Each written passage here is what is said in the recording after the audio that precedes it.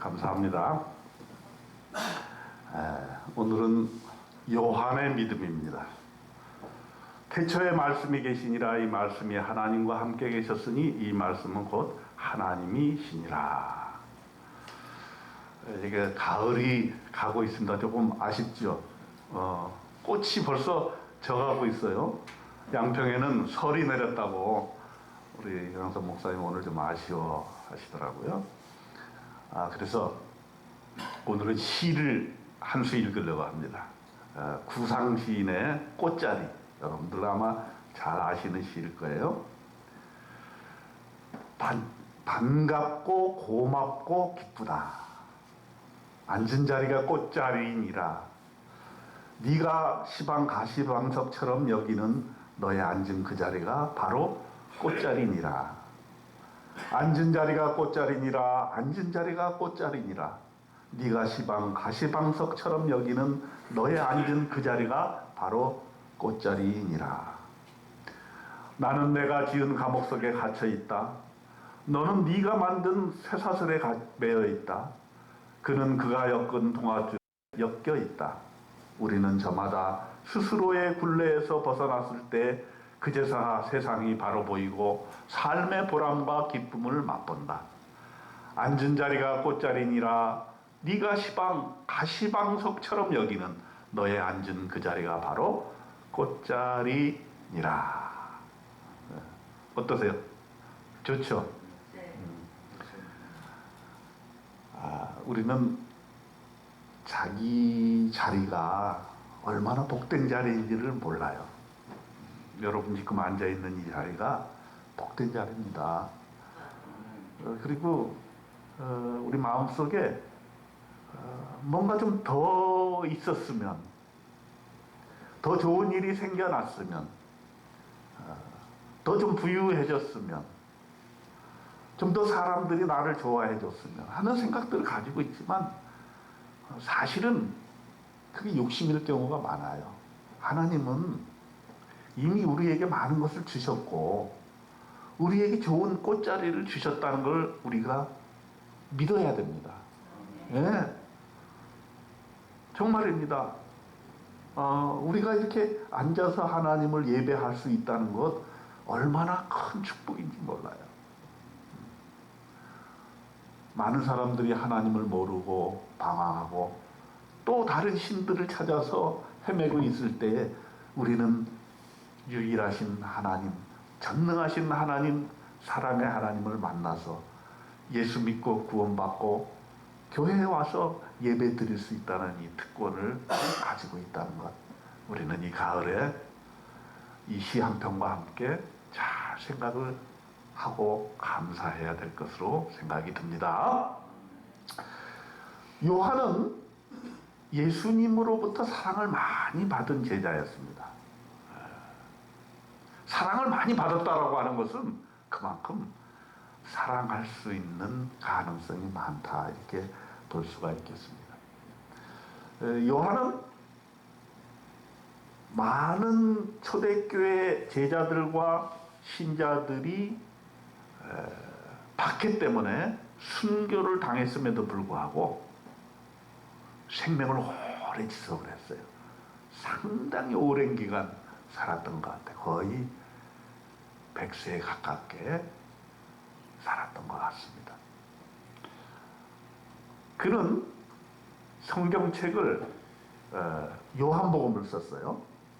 그리고 요한 1, 2, 3서를 썼습니다. 그리고 요한 계시록 마지막 책을 썼어요. 그러니까 5권의 성경을 남겼던 것이죠. 상당히 오랜 기간 생존하면서 요한계시록까지 잘 마치고 하나님의 부르심을 받았다라고 하는 것이죠.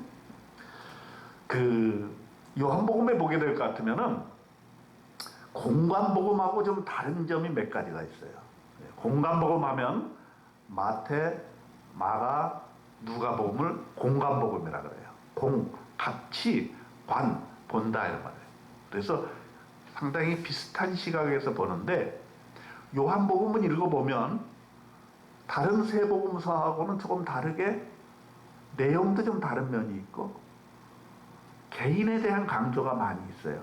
예를 들어서 누가 같은 경우는 공동체에 대한 얘기를 많이 합니다. 그래서 가난하고 소외된 사람을 위해서 우리가 살아야 된다. 예수님도 그렇게 살았다. 또 사도행전에서는 교회의 태도. 그래서 함께 모여서 기도할 때에 성령께서 임재하셨고 또 교회가 새롭게 태동이 되었고 또 함께 선교를 나가서 세계 선교를 향해 나아간다. 그런데 요한복음은 공동체, 교회 이런 것보다는 개인의 신앙을 많이 강조를 합니다. 그래서 개인의 거듭남, 영생, 생명의 떡 이런 얘기를 많이 하고요. 공간복음서에는 기록되지 않는 게 한 10가지 정도가 나와요. 예를 들어서 물로 포도주를 만든 예수님의 이야기. 이건 다른 복음서에는 안 나와요. 또 니고데모와의 대화하는 이야기, 사마리아 여인에 대한 이야기, 베데스다 목가 병자에 대한 이야기, 나면서 눈먼 자에 대한 이야기, 죽은 나사로에 대한 이야기, 제자들의 발을 씻기신 이야기, 잡히기 직전 제자들의 이야기, 겟세마네의 기도에 대한 이야기, 도마에게 나타나신 이야기. 이런 이야기들은 마태, 마가, 누가복음에 기록되지 않고 오직 요한복음에만 기록이 되어 있습니다. 이것은 분명히 요한이 다른 제자들과는 달리 예수님에게 대한 특별한 관심과 사랑이 있었기 때문에 이런 이야기들을 잘 간직해 놓지 않았느냐 이렇게 생각이 듭니다. 그러면 요한의 신앙을 우리가 한 3가지로 요약을 해보려고 합니다. 그래서 우리가 요한이 우리에게 보여준 그런 생애와 사상과 믿음을 통해서 우리도 요한과도 같은 믿음을 가지면 참 좋겠다 하는 것이 오늘 설교의 요점이 되겠습니다. 첫 번째, 요한은 예수님을 말씀으로 표현했습니다. 그래서 오늘 우리 김경민 권사님께서 읽어주신 요한복음 1장 1절의 말씀에 태초에 말씀이 계시니라. 상당히 그 창세기처럼 기록됨에도 불구하고 여기서의 말씀은 예수님을 말하는 것이죠. 예수님은 2000년 전에 이대 땅에 육신으로 오셨지만 그는 태초부터 계신 분이다 하는 것, 예수님의 신성, 예수님의 하나님됨, 이거를 얘기해 주고 있는 것입니다. 그렇기 때문에 우리는 예수님을 직접 만나지는 못해요. 2000년 후에 살아있는 우리 현대인들은 예수님을 직접 제자들처럼 만져볼 수도 없어요. 그와 동행할 수도 없어요. 그런데 우리는 어떻게 생생하게 그분을 알 수 있느냐 하면 성경 말씀을 통해서 알 수 있는 거죠. 그래서 말씀이 육신이 되신 분이 바로 예수님이고 우리가 성경을 읽을 때 그것이 내 안에 들어오게 되는 거죠. 그러니까 일반 책하고 성경책은 그런 점에서 다른 거예요. 그 말씀이 막 살아 움직이는 거예요. 그래서 우리가 왜 성경을 읽어야 되느냐? 물론 세계 문학의 하나로서 성경이 베스트셀러로서 읽어야 되겠지만 우리 믿는 사람들은 그 성경의 말씀이 살아 움직여서 내 안에 들어와서 예수님을 우리가 직접 체험할 수 있는 하나의 계기가 될 수 있는 것인데 그것을 요한은 분명하게 우리한테 말씀하고 있는 것입니다. 여러분, 그래서 우리가 신앙생활이라고 하는 것은 하나님의 말씀 성경책을 매일매일 묵상하고 그 말씀을 통해서 믿음 생활을 하는 것이죠. 그런 것이 바로 요한이 우리에게 주고자 하는 그런 신앙의 내용인 것입니다. 오늘도 하나님의 말씀이 내 안에서 육화되어 그 말씀이 인격이 되고 그 말씀이 내 입에서 나의 말이 되고 그 말씀이 내 호흡이 되는 놀라운 변화들이 저와 여러분에게 일어나시기를 주님의 이름으로 축원드립니다. 네. 두 번째는 사랑을 강조합니다. 서로 사랑하라. 요한은 이 사랑이라고 하는 것이 예수님의 가장 큰 가르침이다, 이것을 강조하고자 했고, 그것을 요한 1서에서 지속적으로 얘기해 주시는 것입니다. 요한 1서 3장 23절에 그가 우리에게 주신 계명대로 서로 사랑할 것이니라 그랬습니다. 우리의 인생의 모든 해결책은 사랑에 있다. 그 자신이 예수님의 사랑을 받았기 때문에 이 사랑만이 기독교 신앙의 진수이며, 또 하나님께서 우리에게 살도록 가르치는 사랑의 삶이다 하는 것입니다. 그래서 요한은 그의 요한복음에 보게 될 것 같으면은 십자가의 장면이 나와요. 자, 예수님이 십자가에 매달렸어요. 그런데 요한 빼놓고 다른 남자 제자들은 다 도망을 갔어요. 그리고 여자 제자들과 예수님의 어머니가 십자가 밑에서 예수를 바라보고 있었습니다. 그런데 예수님께서 요한을 딱 지목을 했어요. 자기 자신이 기록한 요한복음서에 뭐라고 그랬냐면, 예수께서 자기의 어머니와 사랑하신 제자, 즉 요한이죠, 사랑하신 제자가 곁에 서 있는 것을 보시고 자기 어머니께 말씀하시되 여자여 보소서 아들이니이다 하시고, 또 그 제자에게 이르시되 보라 네 어머니라 하신대, 그때부터 그 제자가 자기 집에 모시니라 그랬어요. 예수님의 형제들도 있어요, 다른 형제들. 그런데 예수님께서는 그 요한을 딱 지명을 해가지고 네 어머니다, 또 어머니한테는 당신의 아들입니다. 그래서 그때부터 요한이 예수님의 어머니를 집에 모셨다. 예수님께서 그 요한을 얼마나 신뢰했는지를 알겠어요. 또 본인 자신도 그걸 느꼈어요. 예수님이 사랑하시는 제자다, 나는. 그렇기 때문에 우리가 성경에서 예수께서 사랑하시는 제자라고 명명할 정도로 요한을 그렇게 보았다라고 한다면, 우리 자신도 예수님께서 요한처럼 사랑한다는 사실을 깨닫고 예수님의 명을 받들어서 그 사랑을 실천하는 사람이 되어야 되겠다 하는 것이죠. 그리고 요한복음에서는 그 유명한 구절이 있어요. 하나님이 세상을 이처럼 사랑하사 독생자를 주셨으니 이는 그를 믿는 자마다 멸망하지 않고 영생을 얻게 하려 하심이라. 하나님은 우리를 사랑하시되 그의 독생자 예수 그리스도를 제물로 드릴 수 있을 정도로 그렇게 사랑하신다는 거죠. 요즘 새벽 기도에 우리가 출애굽 끝나고 이제 레위기로 들어갔습니다. 그 레위기는 그냥 읽으면 그처럼 재미없는 성경이 없어요. 물론 그냥 제사 지내는 일만 나오는 거예요. 근데 왜 그런가? 그것을 우리가 신약과 관련돼서 봤을 때, 우리의 죄를 용서받기 위해서는 구약 시대에는 동물을 잡아다가, 소를 잡아다가 또는 양을 잡아다가 그것을 죽여서 피를 흘리게 하고 그 피를 제단에 바르고 번제로 불에 태워서 그 향기를 하나님께 올려드림으로써 그 죄가, 내 죄가 그 동물에게 전가돼서 그 죄가 사해진다, 이렇게 봤던 것인 거죠. 그래서 동물을 죽이기 전에 그 동물을 가져온 사람이 안수를 합니다. 그러면 내가 가지고 있는 그 죄가 그 동물에게 전가가 되는 거예요. 그리고 그 죄가 전가된 그 동물을 죽일 때, 또 번제로 태워드릴 때 그 죄가 다 사해진다라고 생각했던 것이죠.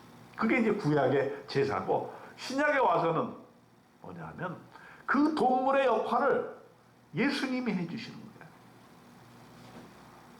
거예요. 내가 죽여야 될 죄인이지만 예수님이 내 죄를 담당해서 예수님이 십자가에 못 박혀 죽으시고 피를 흘림으로 말미암아 내 죄가 사해지고 내가 완전히 새로운 생명으로 태어난다고 하는 것이 복음의 핵심인 것이죠.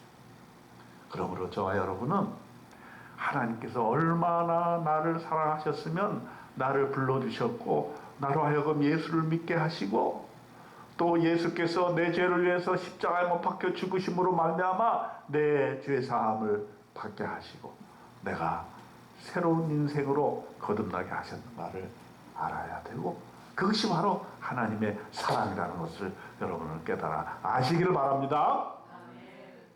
우리도 하나님의 사랑을 받았습니다. 아무것도 모르는 우리에게 하나님은 예수님을 통해서 우리에게 다가오신 것입니다. 그래서 우리가 하나님을 알게 되었고 하나님의 사랑으로 인해서 우리가 구원함에 이르게 된 것입니다.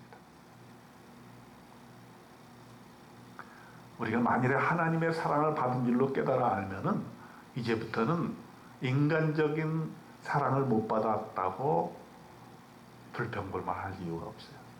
내가 어렸을 때 부모님의 사랑을 못 받았다. 대신 하나님의 사랑을 우리는 받은 겁니다. 내가 배우자의 사랑을 못 받았다. 대신 나는 하나님의 사랑을 받은 것입니다. 내가 세상 사람들로부터 대우를 받지 못했다.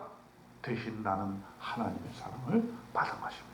그러므로 이제는 더 이상 내가 사랑받지 못한 것에 대해서 불평불만할 이유가 없고 나는 하나님의 사랑으로 말미암아 앞으로는 이제 하나님의 사랑으로 살아갈 날만 남아있다. 이렇게 여러분 믿으시기를 바랍니다. 사랑한다는 게 도대체 뭘까요? 사랑한다는 게. 저는 오늘 한 두 가지만 우리가 생각해 봐야 된다고 봅니다. 내가 다른 사람을 사랑한다고 했을 때 그 사람을 있는 그대로 인정하고 존중해 주는 것이 사랑이라 이렇게 표현할 수가 있겠습니다. 왜냐하면 하나님도 그랬거든요. 하나님이 내가 무슨 자격과 조건과 하나님의 흡족한 사람이기 때문에 사랑해 주신 것이 아니라는 것이 성경의 이야기입니다. 나는 죽을 수밖에 없는 죄인, 나는 하나님으로부터 멀어진 사람이고 나는 죄악에 투성해 있는 그런 사람인데 하나님이 그럼에도 불구하고 나를 사랑해 주셨기 때문에 나의 사랑도 그렇게 돼야 된다. 내가 다른 사람을 사랑한다. 그 사람이 내가 원하는 대로 되어줘야만 사랑하는 게 아니다. 있는 그대로 그 사람의 존재 자체대로 그 사람이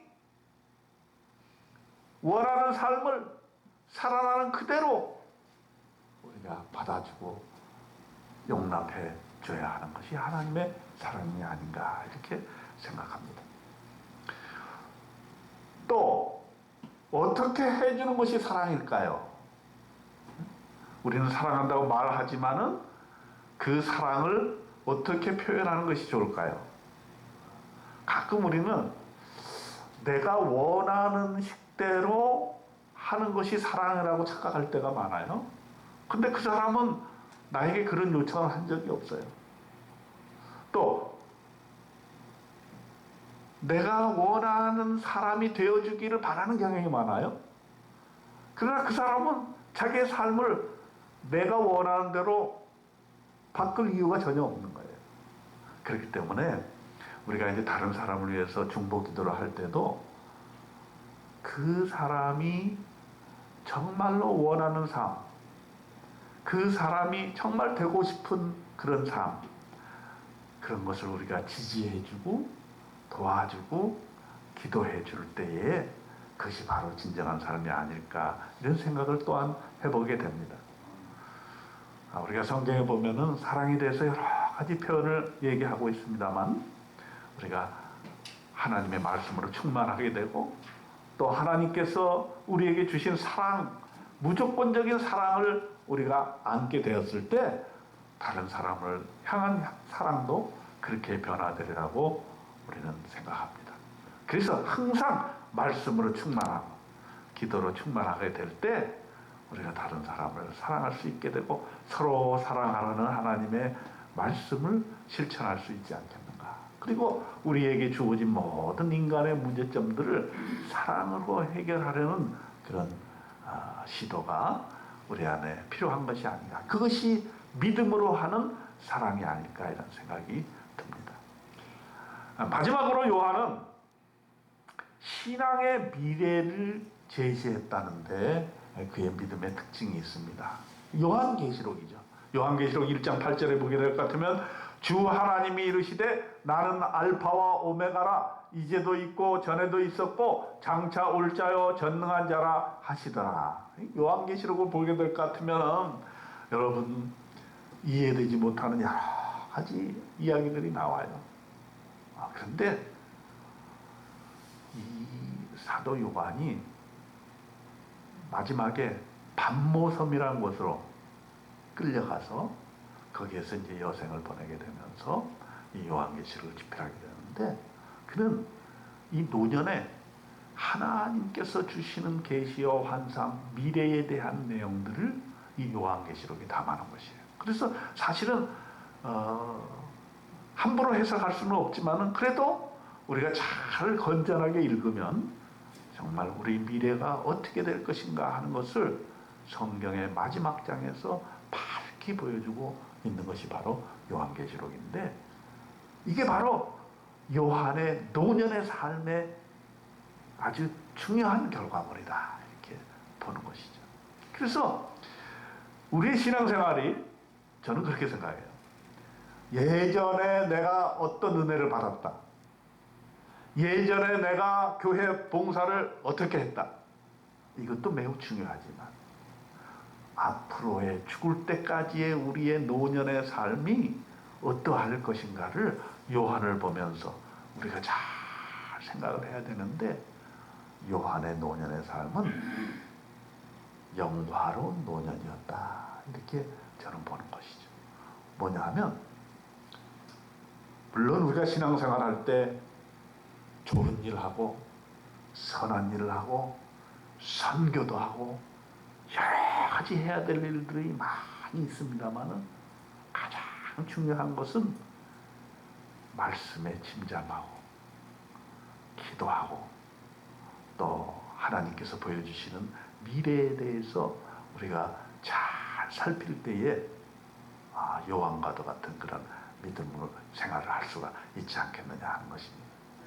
그동안 요한이 예수님과 함께 다니면서 들었던 말씀, 예수님의 삶, 그리고 초대교회의 믿음들, 또 박해로 인한 믿음의 시련 이런 것을 잘 겪으면서 요한은 말년에 하나님께서 우리에게 보여주신 미래의 삶, 하늘나라의 천국의 삶 그것을 우리에게 보여주고 있는 것입니다.